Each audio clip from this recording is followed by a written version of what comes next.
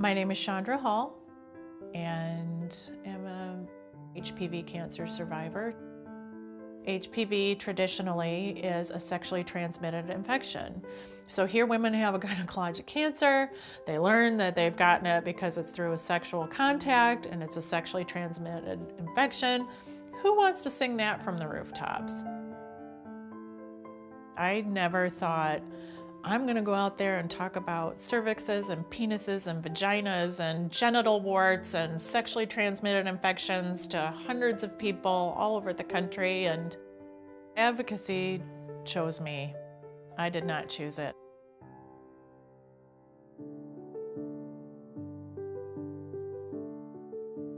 My husband and we thought, well, 30 is approaching, so we might want to think about starting a family. After about a year of no success, went back to the doctor and found that I had a lot of abnormal cells on my cervix, and I needed to actually have a procedure done under general anesthetic in the hospital. I had the procedure done, went back to work a couple days later. That's when I got a phone call, and my doctor said, we got your pathology back and you do have invasive cervical cancer. You have squamous cell carcinoma of the cervix.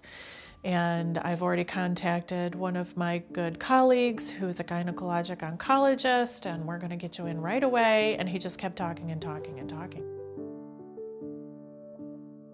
I can't even process what he's saying right now. And so I just really had no barometer as to what we were going to be in for. So we went and interviewed the very first gynecologic oncologist. I went home, I looked up every word I didn't understand in the pathology report, went back to my doctor and said, I'd like to have a second opinion, essentially. We decided to be more aggressive and do a total abdominal radical hysterectomy. My husband was not, I don't want to say he didn't do well with it, but there were definite breakdowns. I remember I was sitting on the edge of the bed and he just put his head in my lap and sobbed.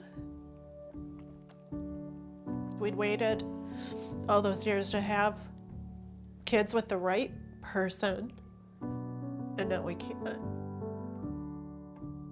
And I said, babe, it's gonna be okay. I just had this peace in my heart that everything was going to be all right.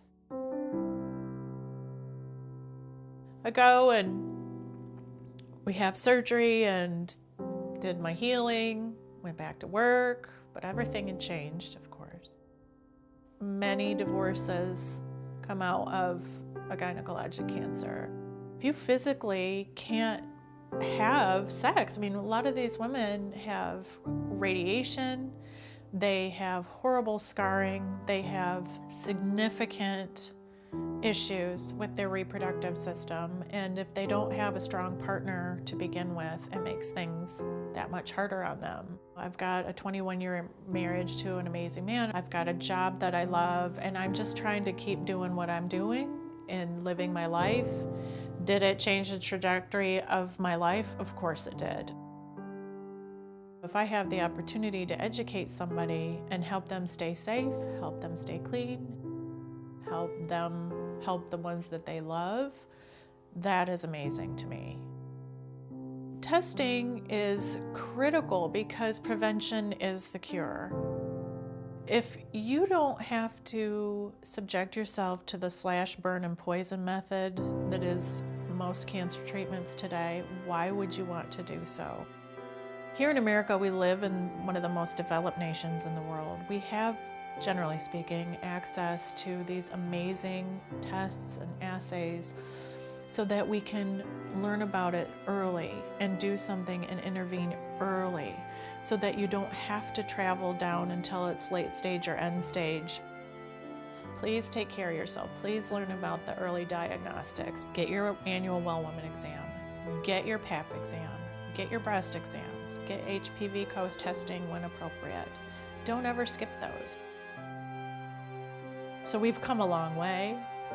We have a long way to go, but There are organizations that are moving the needle with these diagnostic tests, and prevention is the key.